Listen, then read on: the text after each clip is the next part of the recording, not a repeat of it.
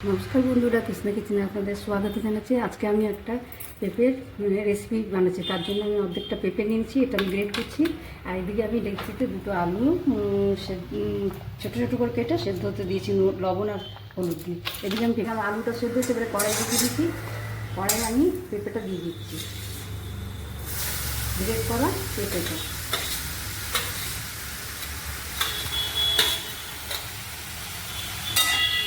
এবার আমি 4-5 মিনিট এটা একটুখানি ভেজে দেবো। এতে আমি লবণ বা হলুদ কিছুই দেবো না, এমনি এটা পেঁপের কাঁচা গন্ধটা যাতে চলে যায় সেই জন্য আমি এটা একটুখানি ভেজে নিচ্ছি।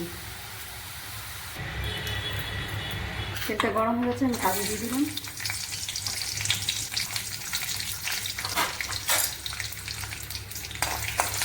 কুড়ি 25টা কিশমিশও দিয়ে দিলাম। এবার আমি উঠিয়ে রাখছি।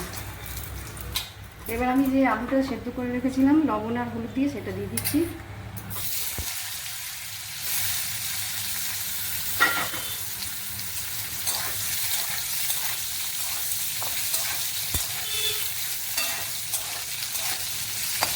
একটু ভাজা হয়ে গেছে, এর মধ্যে আমি জিরে গুঁড়ো দিচ্ছি 1 চামচ, 1 চামচ ধনে গুঁড়ো দিলাম। আর 2-3টে আমি কাঁচা লঙ্কা শিলে বেটে নিয়েছিলাম, সেটা দিয়ে দিলাম।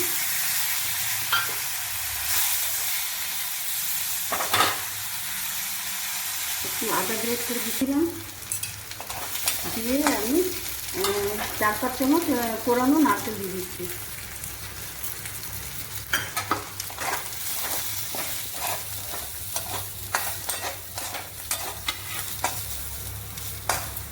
দিয়ে এবার পেঁপেটা যেটা আমি একটুখানি ভেজে 4-5 মিনিট জলটা শুকিয়ে নিয়েছিলাম, পেঁপেটা দিয়ে দিলাম।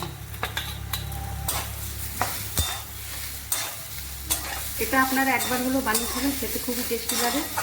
আর এই যে কাজুটা ভেজে রেখেছিলাম, কাজু কিশমিশটা দিয়ে দিচ্ছিলাম। এবার একটু 2-3 মিনিট ভালো মতো আমি মিলিয়ে নিচ্ছি। 1/2 টিস্পুন আমি চিনি দিয়ে দিলাম। একটু গরম মশলার গুঁড়ো দিচ্ছি, রাখছি। গ্যাস অফ করে দিয়েছি। দেখুন বন্ধুরা, আমার পেঁপের রেসিপিটা হয়ে গেছে। এটা আমি একটা প্লেটে রেখে দিয়েছি। এটা আপনার একবার হলেও বানিয়ে খাবেন, আর আমাকে লাইক শেয়ার আর সাবস্ক্রাইব করবেন। আজকের মতো এখানেই আসছি। নমস্কার।